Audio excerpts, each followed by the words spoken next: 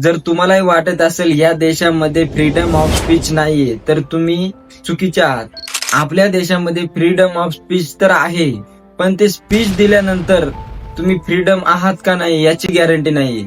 आपल्या देशामध्ये पीएमच्या विरोधात एखादा प्रश्न विचारू शकता, पण तुम्ही कोणत्या लोकल एमपी एमएलए ला त्यांचं काम दाखवून दिलं, मित्र त्यांचा इगो एवढा हर्ट होतो की ते कोणत्याही पातळीवर जायला तयार होऊ शकतात। उत्तराखंडचे एक इमानदार आणि प्रामाणिक जर्नलिस्ट राजीव प्रताप उत्तर काशी हॉस्पिटलचं एक खरं रूप सांगितलं। त्यांनी फक्त एवढं सांगितलं होतं की एवढी फंडिंग येऊनही हॉस्पिटलमध्ये जी सेवा पाहिजे ती सेवा नाहीये। त्याच्या दुसऱ्या दिवशी त्यांना धमकी द्यायचे फोन येऊ लागले, तरी पण राजीवने व्हिडिओ डिलीट केली नाही। सगळ्यात मोठी चूक ही झाली।